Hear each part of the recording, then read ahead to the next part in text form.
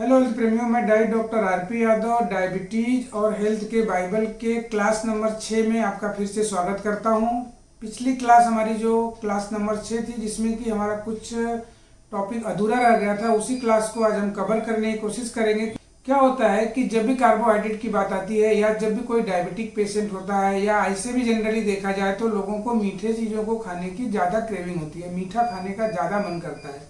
और अगर कहीं पेशेंट डायबिटिक है तो उसकी तो और भी ज़्यादा, मतलब उसको ये बोला जाता है कि भाई आपको ग्लूकोज से परहेज रखना चाहिए, कार्बोहाइड्रेट से परहेज रखना चाहिए, तो उसको और भी ज़्यादा इच्छा होती है, उसकी क्रेविंग और बढ़ते रहती है, मतलब मीठी चीज़ों को खाने की उसकी इच्छा बहुत ज़्यादा होते रहती है। तो इस तरह से आज हम इसी बात को यहाँ पर कवर करने की कोशिश करेंगे कि कौन से कार्बोहाइड्रेट जो मीठे भी होते हैं लेकिन ब्लड शुगर लेवल पे उनका इम्पैक्ट नहीं होता है, ब्लड शुगर लेवल को वो नहीं बढ़ाते हैं, उनको खाने से ब्लड में ग्लूकोज का लेवल नहीं बढ़ता है, मतलब हम उनको आसानी से खा सकते हैं, टेस्ट का भी आनंद ले सकते हैं और उसका हमारे स्वास्थ्य पर भी बहुत ज़्यादा इफेक्ट नहीं होगा। तो आज हम पहले उसको अलग अलग ढंग के कार्बोहाइड्रेट्स को यहाँ समझने की कोशिश करेंगे। तो carbohydrate, the word carbohydrates comes from the item carbon and hydrate or water, मतलब कार्बोहाइड्रेट कार्बन और वाटर से मिलकर के बना हुआ होता है और ये कई प्रकार का होता है, जिसमें कि सबसे सिंपलेस्ट कार्बोहाइड्रेट होता है जिसे हम मोनोसेकेराइड बोलते हैं। मोनोसेकेराइड मतलब वर्ड मोनोसेकेराइड से आपको समझ में आएगा कि मोनो मीन्स सिंगल यूनिट, यानी वन शुगर मॉलिक्यूल्स। और ये मोनोसेकेराइड्स हमें तीन अलग अलग फॉर्म में देखने को मिलता है, ग्लूकोज, फ्रक्टोज और गैलेक्टोज। जब भी हम कार्बोहाइड्रेट की बात करेंगे तो ग्लूकोज, फ्रक्टोज, गैलेक्टोज ये हमारे कार्बोहाइड्रेट की सबसे स्मॉलेस्ट यूनिट है, सबसे सिंपलेस्ट यूनिट है। जब भी हम कोई भी कार्बोहाइड्रेट, चाहे हम कॉम्प्लेक्स कार्बोहाइड्रेट खाएं, किसी भी प्रकार का कार्बोहाइड्रेट खाएं, तो वो कार्बोहाइड्रेट हमारे बॉडी में डाइजेस्ट होकर के सबसे सिंपलेस्ट यूनिट में ही वो कन्वर्ट होगा, यानी ग्लूकोज, फ्रक्टोज और गैलेक्टोज में कन्वर्ट होकर के हमारे बॉडी में वो यूज के लिए यानी डाइजेस्ट होता है और वही ग्लूकोज, फ्रक्टोज और गैलेक्टोज हमारे ब्लड शुगर लेवल को भी इम्पैक्ट करता है। तो जब भी हम मोनोसेकेराइड्स की बात करेंगे तो जो भी मोनोसेकेराइड्स आपको मार्केट में देखने को मिलेगा वो ग्लूकोज, फ्रक्टोज और गैलेक्टोज इन्हीं तीन फॉर्म में मिलेगा। ग्लूकोज का मतलब हो गया ग्रेन से प्राप्त होने वाली शुगर, यानी ग्लूकोज ग्रेन में मिलता है। फ्रक्टोज की जब बात करेंगे तो फ्रक्टोज मतलब फ्रूट में पाई जाने वाली शुगर को हम फ्रक्टोज बोलते हैं और गैलेक्टोज दूध में पाई जाने वाली शुगर है जिसे हम गैलेक्टोज बोलते हैं। केमिस्ट्री की भाषा में अगर देखने जाए तो ये जो मोनोसेकेराइड्स है, ग्लूकोज, फ्रक्टोज, गैलेक्टोज, ये सभी 6 कार्बन, 12 हाइड्रोजन और 6 ऑक्सीजन मॉलिक्यूल से मिल करके बने होते हैं। सबका जो स्ट्रक्चर है C6H12O6 ही देखने को मिलेगा, लेकिन आप यहाँ इमेज में देखेंगे कि इनकी जो बॉन्डिंग है, कार्बन से ऑक्सीजन की जो बॉन्डिंग है वो सब में अलग अलग देखने को मिलेगी और जिसकी वजह से इस बॉन्डिंग के आधार से ही, बॉन्डिंग के अकॉर्डिंग से ही इसे हम अलग अलग नाम दिया मतलब देते हैं। तब ग्लूकोज की बॉन्डिंग अलग रहेगी, फ्रक्टोज की बॉन्डिंग अलग रहेगी, गैलेक्टोज के अंदर जो कार्बन और ऑक्सीजन की बॉन्डिंग है वो अलग रहेगी। लेकिन सबका अगर देखने जाए तो कार्बन सब में 6 मिलेगा, हाइड्रोजन 12 मिलेगा और ऑक्सीजन 6 मिलेगा, मतलब CH2O। इसी कॉम्बिनेशन में सभी कार्बोहाइड्रेट्स मिलेंगे, केवल बॉन्डिंग के आधार पर ये डिफरेंट टाइप्स के हो जाते हैं और उसी आधार पर इन सभी का ग्लाइसेमिक इंडेक्स भी थोड़ा थोड़ा चेंज हो जाता है। लेकिन अल्टीमेटली ये सभी अलग अलग प्रकार के मोनोसेकेराइड जो सिंपलेस्ट यूनिट में होते हैं, ये अल्टीमेटली ब्लड शुगर लेवल को जाकर के बढ़ाते हैं। डाइजेस्ट होने के बाद अल्टीमेटली वो ब्लड शुगर लेवल पे अपना इम्पैक्ट दिखाते हैं। ये मोनोसेकेराइड्स कभी ये लीनियर फॉर्म में भी हो सकते हैं, स्ट्रेट चेन में भी हो सकते हैं या फिर ये क्लोज चेन में भी हो सकते हैं, बट कार्बन, हाइड्रोजन और ऑक्सीजन का जो रेशियो है ये सभी सेम मिलेगा। तो इसी स्ट्रक्चर के अकॉर्डिंग ही इनका जो है बिहेवियर थोड़ा थोड़ा चेंज हो जाता है और इसी स्ट्रक्चर के आधार पर ही बहुत सारे ग्रेन के बारे में आपको बताया जाता है कि ये कॉम्प्लेक्स कार्बोहाइड्रेट है, ये जो है मल्टीग्रेन आप यूज कीजिए जिसकी वजह से ब्लड शुगर लेवल पे इम्पैक्ट नहीं होगा। तो आज हम इन्हीं सब बातों को यहाँ पर अच्छे से समझने की कोशिश करेंगे कि रियल में क्या मल्टीग्रेन हमारे लिए सुटेबल है, हमारे लिए अच्छा है, या उसके अंदर क्या होता है। मोनोसेकेराइड्स के बाद दूसरा आता है डाइसेकेराइड्स। डाइसेकेराइड्स मतलब डाइस, जैसे नाम डाइसेकेराइड है, मतलब डाई मीन्स दो सेकेराइड्स मिल करके इस स्ट्रक्चर को बनाते हैं, उसे हम डाइसेकेराइड्स बोलते हैं। डाइसेकेराइड्स में आप देखेंगे कि जैसे हमने बोला कि मोनोसेकेराइड्स, दो मोनोसेकेराइड्स मिल करके डाइसेकेराइड्स बना सकते हैं, जैसे कि ग्लूकोज और गैलेक्टोज। ग्लूकोज और गैलेक्टोज मिल करके लैक्टोज बनाते हैं।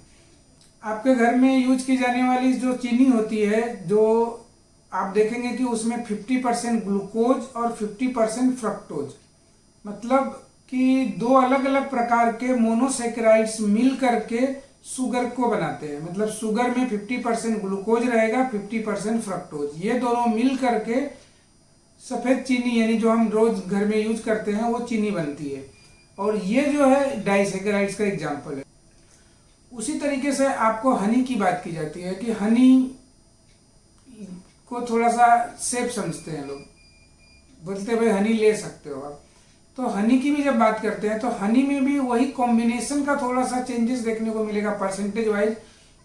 जैसे हमने आपको शुगर में बताया कि 50% ग्लूकोज 50% फ्रक्टोज मिल करके शुगर बनता है, तो ठीक उसी तरह से हनी में भी ग्लूकोज का रेशियो थोड़ा सा कम रहेगा और वहां पर फ्रक्टोज का रेशियो ज्यादा हो जाएगा। फ्रक्टोज का मतलब फ्रूट में पाई जाने वाली शुगर, जो फ्रक्टोज है जो स्मॉलेस्ट यूनिट है, सिंपलेस्ट यूनिट है। तो ये दोनों के कॉम्बिनेशन से हनी बनती है। हनी में आप देखेंगे कि ग्लूकोज की मात्रा कम रहेगी और वहां फ्रक्टोज की मात्रा ज्यादा रहेगी। तो इस तरह से कोई ऐसे भी आपको कॉम्बिनेशन या कुछ ऐसे फूड प्रोडक्ट्स मार्केट में देखने को मिलेंगे जिसको कि हनी का टेस्ट दिया जाता है। तो हनी का टेस्ट देने के लिए वहां पे फ्रक्टोज की मात्रा बढ़ा दी जाती है और हनी का टेस्ट आता है। ग्लूकोज और फ्रक्टोज के कॉम्बिनेशन को उसी रेशियो में एडजस्ट किया जाता है, तो उसका टेस्ट हनी के जैसा हो जाता है।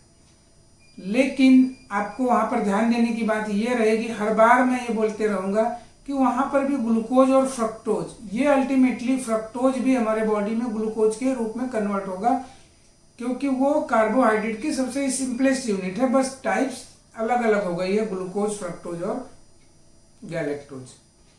इसके अलावा आपको मार्केट में माल्टोज बेस्ड ड्रिंक या ऐसे प्रोडक्ट्स देखने को मिलेंगे जहां पर यह बताया जाता है कि ये हाई एनर्जी देते हैं, मतलब एनर्जी बूस्टर के नाम से आपको मार्केट में देखने को मिलते हैं ऐसे प्रोडक्ट।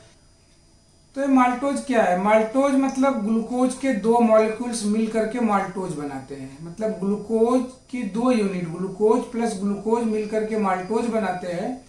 यानी जब ये माल्टोज बेस्ड ड्रिंक या माल्टोज बेस्ड कोई भी प्रोडक्ट आप लेंगे, चाहे वो प्रोटीन पाउडर हो या किसी भी प्रकार का इस तरह का जो प्रोडक्ट आपको मार्केट में दिया जाता है माल्टोज बेस्ड, वो माल्टोज बेस्ड प्रोडक्ट जब आप यूज करेंगे तो उसमें ग्लूकोज डबल क्वांटिटी में है, मतलब डबल ग्लूकोज मिल करके माल्टोज बनाया गया है। तो जैसे हमारे बॉडी में जाएगा उसकी ग्लूकोज रिलीज होगी, मतलब डबल ग्लूकोज रिलीज होगी, तो वो इंस्टेंट एनर्जी देगा। इस तरीके से आपको प्रमोट किया जाता है। तो अल्टीमेटली वहां पर भी ग्लूकोज ज्यादा है, और ये जो है डाइसेकेराइड्स का एग्जाम्पल है। तो इस तरह के जो डाइसेकेराइड्स मार्केट में आपको मिलेंगे, वहां पर डायरेक्ट शुगर के नाम से या डायरेक्ट ग्लूकोज नहीं मिलेगा, वहां पर आपको अलग अलग कॉम्बिनेशन के रूप में मिलेंगे, लेकिन अल्टीमेटली वो डिजॉल्व होने के बाद बॉडी में वो ग्लूकोज ही देते हैं, यानी शुगर लेवल को ही बढ़ाते हैं। नेक्स्ट आता है पॉलीसेकेराइड्स। पॉलीसेकेराइड मतलब पॉली के नाम से ही आपको समझ में आएगा कि पॉली मीन्स मेनी। मेनी मतलब बहुत सारे कॉम्बिनेशंस, ग्लूकोज, फ्रक्टोज, गैलेक्टोज के कॉम्बिनेशंस मिल करके, समझ लीजिए कि 3 ग्लूकोज के मॉलिक्यूल्स मिल गए, 3 फ्रक्टोज के मिल गए, 3-4 जो है गैलेक्टोज के मिल गए, या ग्लूकोज और फ्रक्टोज के मैक्स टू मैक्स कॉम्बिनेशंस मिल करके ये पॉलीसेकेराइड्स को बनाते हैं, और जिसे हम कॉम्प्लेक्स कार्बोहाइड्रेट बोलते हैं। ये थोड़ा सा कॉम्प्लेक्स हो जाता है क्योंकि इसका ब्रेक डाउन थोड़ा सा स्लो हो जाता है। ब्रेक डाउन स्लो होने की वजह से ही आपको कॉम्प्लेक्स कार्बोहाइड्रेट खाने की ज्यादा सलाह दी जाती है, जिसमें कि मल्टीग्रेन की बात आती है। तो मल्टीग्रेन में आप देखेंगे कि ये पॉलीसेकेराइड्स होते हैं, बट आपको यहाँ समझने की जरूरत है कि ये सभी डिजॉल्व होने के बाद, डाइजेस्ट होने के बाद अल्टीमेटली स्मॉलेस्ट यूनिट में आते हैं, जो उनकी स्मॉलेस्ट यानी मोनोसेकेराइड्स के फॉर्म में आते हैं। ग्लूकोज, फ्रक्टोज और गैलेक्टोज के फॉर्म में आते हैं और वो अल्टीमेटली ग्लूकोज लेवल को बढ़ाते हैं। फर्क केवल ये होता है कि ये थोड़े से स्लो रिलीज होते हैं। मान लीजिए कि डायरेक्ट खाई हुई शुगर यानी जो डाइसेकेराइड्स है, मोनोसेकेराइड्स है, ये अगर 10 मिनट में अपना इम्पैक्ट दिखाएगी तो इनका इम्पैक्ट आपको 20 मिनट्स या 30 मिनट्स में देखने को मिलेगा। इस तरह से तो ये करने के लिए कॉम्प्लेक्स है, स्लो रिलीज होता है, बट उसके अंदर जो मौजूद ग्लूकोज है वो सभी रिलीज तो होने ही वाली है और वो ग्लूकोज बॉडी में जाने के बाद अल्टीमेटली शुगर लेवल को बढ़ाएगा। तो इसलिए कोई जरूरी नहीं है कि आप कॉम्प्लेक्स कार्बोहाइड्रेट खाते हैं या मल्टीग्रेन अनाज यूज करते हैं तो आपके लिए वो सेफ है। सेफ क्यों नहीं है? क्योंकि उसके अंदर मौजूद कार्बोहाइड्रेट अल्टीमेटली आपके बॉडी में जाने ही वाली है। थोड़ा सा देर में पहुंचेगी लेकिन अपना तो इफेक्ट दिखाने वाली है ना। तो पॉलीसेकेराइड्स का सबसे बेस्ट एग्जांपल है स्टार्च। मतलब जितने मल्टीग्रेन या जो कॉम्प्लेक्स कार्बोहाइड्रेट वाले जो फूड्स होते हैं उसके अंदर स्टार्च की मात्रा ज्यादा होती है और स्टार्च का मतलब हो गया कि पॉलीसेकेराइड्स। तो वहां तक भी ये बात तो सही है कि अगर उस नेचर के द्वारा दिए हुए स्टार्च को जैसे कि आप कॉम्प्लेक्स कार्बोहाइड्रेट यानी मल्टीग्रेन की बात कर रहे हैं, अगर आप डायबिटिक नहीं हो और उस कंडीशन में आप अगर मल्टीग्रेन शुरू से यूज करते हो तो वहां तक तो आपके लिए बेनिफिशियल हो सकता है और वो भी नेचर के दिए हुए फॉर्म में ही अगर आप यूज करते हैं तो। अगर आप नेचर के फॉर्म में यूज करते हैं तो आपको किसी भी प्रकार से प्रॉब्लमेटिक मतलब कंडीशन नहीं बनेगी। लेकिन आज के समय में खाया जाने वाला जो स्टार्च है, जो पॉलीसेकेराइड्स है, आप देखेंगे कि अधिक से अधिक प्रोसेस हो चुका है। आज प्रोसेस के रूप में हमें परोसा जा रहा है और ये प्रोसेस किया हुआ कॉम्प्लेक्स कार्बोहाइड्रेट भी ये सिंपल कार्बोहाइड्रेट के जैसे ट्रीट करता है और इसका इम्पैक्ट तुरंत देखने को मिलता है। तो इस तरह से अगर हम नेचर के दिए हुए पॉलीसेकेराइड्स को नेचर के हिसाब से अगर खाते हैं तो वहां तक तो वो ठीक है, लेकिन अगर हम उसको अल्टर करके या प्रोसेस करके जब हम खाते हैं तो वो कॉम्प्लेक्स कार्बोहाइड्रेट नहीं रह जाता है। इस पॉलीसेकेराइड्स को थोड़ा सा और समझने की कोशिश करते हैं। मतलब starch, when the glucose molecules are attach in the straight chain. Glucose के जो मॉलिक्यूल्स होते हैं, ये जो कुछ भी हमने बताया कि ये मेनी सेकेराइड्स मतलब पॉलीसेकेराइड्स, कई सेकेराइड्स मिल करके पॉलीसेकेराइड्स बनाते हैं। तो इसमें जो ग्लूकोज, फ्रक्टोज या गैलेक्टोज के जो कॉम्बिनेशंस हैं ये अगर चेन में है, एक लाइन से है, एक चेन में है, तो ये एमाइलोज के नाम से जाने जाते हैं। लेकिन वही जब चेन की जगह ब्रांचेस में हो जाता है तो ब्रांचेस में अटैचमेंट होने की वजह से उसका नाम एमाइलोपेक्टिन हो जाता है। तो अब यहाँ पर आपको थोड़ा समझने में और भी आसान हो जाएगा कि जो सिंगल चेन वाला है, ये सिंगल चेन वाला और भी आसानी से हमारे बॉडी में डिजॉल्व हो जाएगा। मतलब उसका ब्रेक डाउन जो है ना काफी इजी तरीके से हो जाएगा, आसानी से हो जाएगा। ठीक उसी तरह से जो ब्रांच में है वो ब्रांच में उसका स्लो रिलीज होगा। इसीलिए कॉम्प्लेक्स कार्बोहाइड्रेट खाने की आपको सलाह दी जाती है कि कॉम्प्लेक्स कार्बोहाइड्रेट स्लो रिलीज होगा, बस फर्क बस इतना ही है। तो ये पॉलीसेकेराइड्स का ये अगला एग्जांपल है सेलुलोज। सेलुलोज मतलब फाइबर। सेलुलोज जो है ये मोस्ट कॉम्प्लेक्स पॉलीसेकेराइड्स है। ये जो है हमारे प्लांट सेल में मिलता है और cellulose is used to maintain the structure of plant cell. तो प्लांट सेल के स्ट्रक्चर को मेंटेन करने के लिए ये सेलुलोज या फाइबर, इस तरह से आप देखेंगे कि बहुत सारे ऐसे फूड प्रोडक्ट्स भी आपको या फूड के बारे में बताया जाता है कि हाई फाइबर वाले फूड्स आपको लेने चाहिए। तो कुछ ऐसे फूड होते हैं जिसमें कि फाइबर की मात्रा ज्यादा होती है। ये सेलुलोज या फाइबर हमारी बॉडी के द्वारा, हमारी बॉडी उसको ब्रेक डाउन नहीं कर पाती है, वो तोड़ नहीं पाती है और इसलिए अधिक से अधिक फाइबर्स अनडाइजेस्टेड मतलब हमारे बॉडी से बाहर चला जाता है और साथ साथ में उसका बेनिफिट ये देखने को मिलता है कि स्टूल फॉर्मेशन में और जो है मतलब कॉन्स्टिपेशन नहीं होता है। और ये फाइबर वाले फूड जब हम ज़्यादा खाते हैं तो उस कंडीशन में ये इसका जो लग्जेटिव इफेक्ट है वो भी देखने को मिलता है। तो ये सब बताते हुए आपके दिमाग में शायद ऐसी भी बातें आती होंगी कि आखिर हम ये सब जानकर की भी क्या करेंगे। तो दोस्तों जानना जरूरी इसलिए है कि हम ऐसे कार्बोहाइड्रेट्स से बचेंगे। साथ साथ में अब अगली बात जो आती है कार्बोहाइड्रेट को और थोड़ा सा समझने की, वहाँ पर ये जो कार्बोहाइड्रेट जो हमने अभी आपको बताया, मोनोसेकेराइड, डाइसेकेराइड, पॉलीसेकेराइड, ये तीनों कार्बोहाइड्रेट जिसे हम ग्लाइसेमिक कार्बोहाइड्रेट बोलते हैं। मतलब ग्लाइसेमिक कार्बोहाइड्रेट मतलब ग्लूकोज लेवल यानी मीठे कार्बोहाइड्रेट, और वो उनका इफेक्ट हमारे ब्लड शुगर लेवल पर देखने को मिलेगा। ये ब्लड शुगर लेवल को बढ़ाएंगे। लेकिन अब अगला जो कार्बोहाइड्रेट बताने जा रहे हैं हम, वो अगला कार्बोहाइड्रेट जिसे हम नॉन ग्लाइसेमिक कार्बोहाइड्रेट बोलते हैं। और ये नॉन ग्लाइसेमिक कार्बोहाइड्रेट ऐसे कार्बोहाइड्रेट होते हैं जो खाने में तो मीठे लगते हैं, टेस्ट को भी बढ़ा देते हैं, लेकिन हमारी बॉडी उनको डाइजेस्ट नहीं कर पाती है। हमारी बॉडी से वो डायरेक्टली पास हो जाते हैं और ब्लड शुगर लेवल पे उनका कोई इम्पैक्ट देखने को नहीं मिलता है।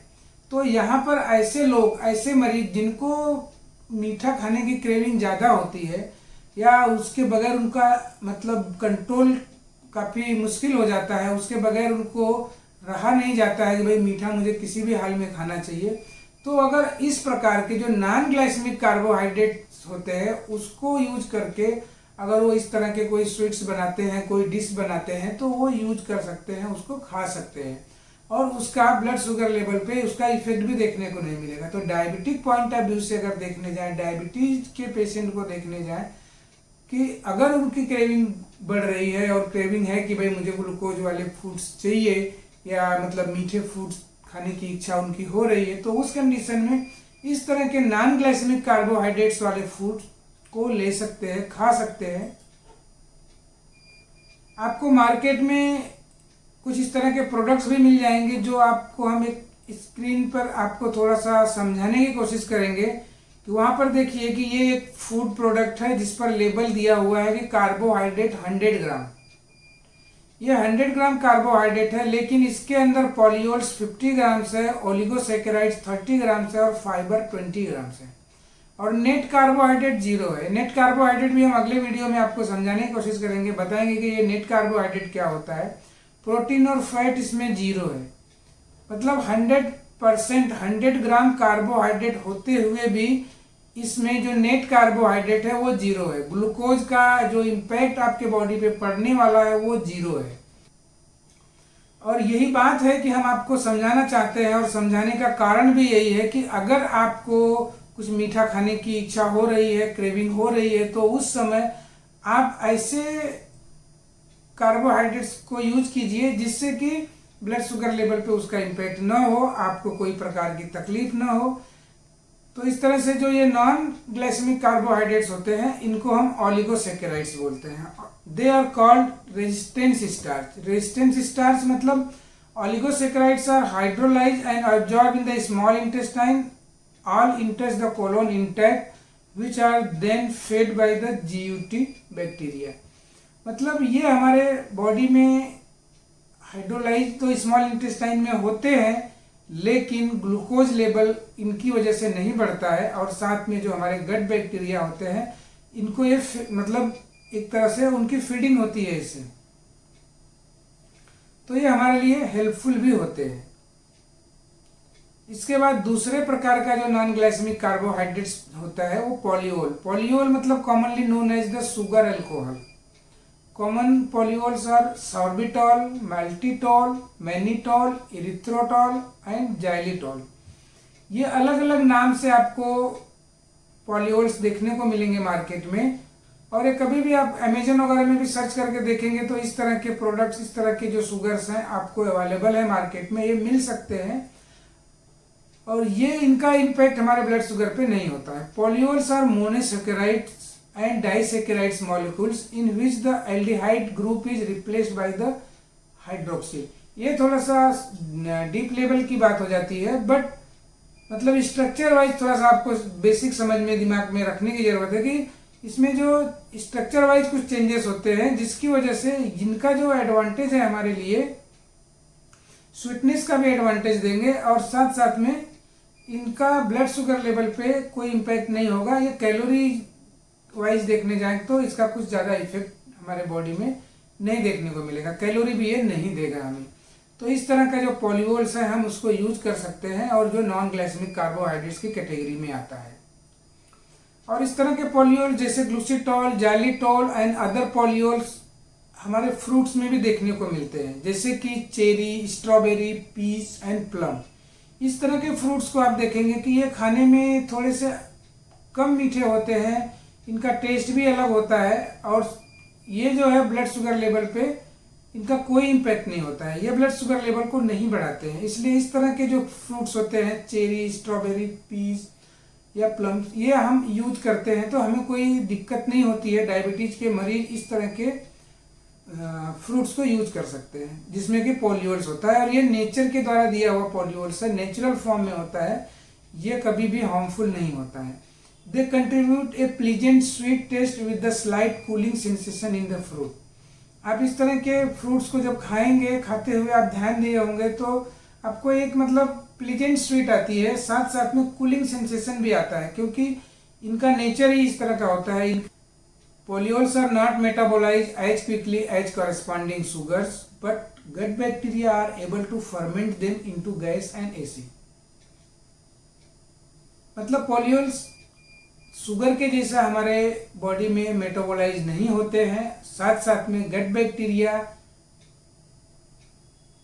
के द्वारा इनका फर्मेंटेशन होता है और जिसकी वजह से कि गैसेस या एसिड थोड़े से बनने के चांसेस मिलते हैं। शुरुआत में अगर ज़्यादा यूज करते हैं तो आपको फ्लैचुलेंस वगैरह देखने को मिलेगा, गैस फॉर्मेशन आपको देखने को मिलेगा, बट ये आपके लिए सेफ है। तो इस तरह से आपको मार्केट में इरिथ्रोटॉल, फ्रक्टो ओलिगोसेकेराइड्स, इन्युलिन, ओलिगोफ्रक्टोज, जाइलोटोल इत्यादि अलग अलग नामों से आपको इस तरह का जो नॉन ग्लाइसेमिक कार्बोहाइड्रेट्स है ये मिल सकता है, जिसका कि ग्लाइसेमिक लोड या ग्लाइसेमिक इंडेक्स 0 होता है। और ये ग्लाइसेमिक इंडेक्स और ग्लाइसेमिक लोड क्या होता है वो हम नेक्स्ट वीडियो में आपको समझाने की कोशिश करेंगे कि ग्लाइसेमिक लोड और ग्लाइसेमिक इंडेक्स क्या होता है, नेट कार्बोहाइड्रेट क्या होता है, किसी भी फूड में नेट कार्बोहाइड्रेट को हम कैसे जान पाएंगे कि उसके अंदर कार्बोहाइड्रेट की कितनी मात्रा है और उसका ग्लाइसेमिक इंडेक्स क्या है, उसका ग्लाइसेमिक लोड क्या है, उसका हमारे बॉडी पे क्या इम्पैक्ट होगा, उसका क्या इफेक्ट होगा, उसको जान लेने से ये बात आपको थोड़ी सी समझने में आसानी हो जाएगी। तो इस तरह से हम अगले वीडियो में आपको net carbohydrate, glycaemic index, glycaemic load, इन सब बारे में हम आपको बताने और समझाने की कोशिश करेंगे। तो अभी तक आज की इस क्लास में आपने देखा कि कार्बोहाइड्रेट अलग अलग प्रकार के होते हैं, जिसमें कुछ कार्बोहाइड्रेट होते हैं जिनका ग्लाइसेमिक इफेक्ट देखने को मिलता है और कुछ कार्बोहाइड्रेट होते हैं जिनका ग्लाइसेमिक इफेक्ट देखने को नहीं मिलता है, जिसे हम नॉन ग्लाइसेमिक कार्बोहाइड्रेट बोलते हैं। और ऐसे कार्बोहाइड्रेट डायबिटिक पेशेंट बड़े आसानी से यूज कर सकते हैं, उनकी मीठे खाने की क्रेविंग भी कम मतलब कंट्रोल कर सकते हैं, मीठे खाने का आनंद भी ले सकते हैं और साथ साथ में उनके ब्लड शुगर लेवल पे उनका कोई इम्पैक्ट भी नहीं होगा, यानी डायबिटीज उनकी नहीं बढ़ेगी। तो ये कितनी अच्छी बात होगी कि हम मीठे का भी आनंद लें और डायबिटीज भी हमारी न बढ़े। उसके साथ साथ में जो भी लोग ओबेज हैं, जहाँ पर कि हम लोग ग्लूकोज कंट्रोल की बात करते हैं, ओबेसिटी को कंट्रोल करने की बात की जाती है, वहाँ पर भी ऐसे लोगों के लिए इस तरह का जो नॉन ग्लाइसेमिक कार्बोहाइड्रेट है उनके लिए फायदेमंद हो सकता है। साथ साथ में ऐसे मेटाबॉलिक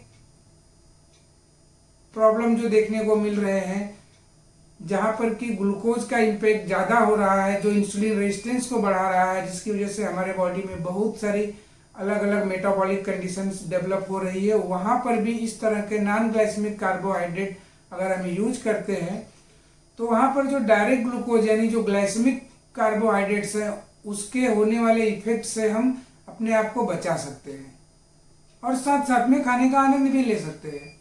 तो दोस्तों, मैं जब भी डाइट की बात करता हूँ या लोगों के दिमाग में जब भी डाइट की बात आती है कि डाइट के द्वारा हमें बीमारियों को कंट्रोल करना है, तो लोगों के दिमाग में ये बात आती है कि शायद मतलब हमारा खाना पीना बहुत कुछ बंद हो जाएगा, हमारी खाने की आज़ादी छिन जाएगी। तो ऐसा नहीं है दोस्तों। डाइट में यानी डाइट कंट्रोल में आने का मतलब ऐसा नहीं है कि आपके खाने पीने की आज़ादी छिन जाती है। मैं तो ये समझता हूँ कि आप और भी हेल्दी फूड खाने लगते हो, एक और प्रीमियम फूड खाने लगते हो और साथ साथ में खाने का जो आनंद है ना, खाने का जो मज़ा है ना, वो पहले से और ज़्यादा होता है, पहले से और ज़्यादा बढ़ जाता है। तो आपको मैं यही सलाह दूंगा कि आप डाइट के सिस्टम को समझिए, और उसके सिस्टम को समझते हुए खाने का आनंद लीजिए। खाने का आनंद लेते हुए अपनी लाइफ को बढ़ाइए, अपनी लाइफ का आनंद लीजिए, बीमारियों से बचिए, अपनी बॉडी का आनंद लीजिए। अदरवाइज अगर आपके बॉडी में बीमारियां ही बीमारियां रहेंगी तो आपके पास सब कुछ होते हुए भी आप उसका आनंद नहीं ले पाओगे। दोस्तों, हम भी तो यही चाहते हैं कि आप आनंद से रहें, लंबी लाइफ जिए, हेल्दी लाइफ जिए और फूड का भी आनंद लें, बीमारियों से भी आपको फ्रीडम मिले। तो इसलिए मैं बार बार इस बात को बोलते भी रहता हूँ कि हमारा जो वीडियो है, हम जो आपको बताना चाहते हैं, कोई ज़रूरी नहीं है कि आप बीमारी से ग्रसित हों, आप किसी मेटाबॉलिक ट्रैप में आ चुके हों तभी आपको ये वीडियो देखने की ज़रूरत है, सुनने की ज़रूरत है, इस पूरे क्लास को आपको समझने की ज़रूरत है। आज अगर आप हेल्दी भी हैं तो आप बहुत सारी चीज़ों को अगर समझ लेते हैं तो शायद आने वाले समय में आप डायबिटीज से बच सकते हैं। मेटाबॉलिक डिसऑर्डर से जो होने वाली, मतलब मेटाबॉलिक डिसऑर्डर से या मेटाबॉलिक ट्रैप से आप बच सकते हैं। मतलब इस तरह से जो होने वाली बीमारियां हैं जैसे फैटी लिवर हो गया, हाई ब्लड प्रेशर या और भी जो भी इससे रिलेटेड बीमारियां हैं उससे आप इन फ्यूचर बच सकते हैं, हेल्दी लाइफ जी सकते हैं, उसके साथ साथ में अपने लाइफ को लंबा कर सकते हैं।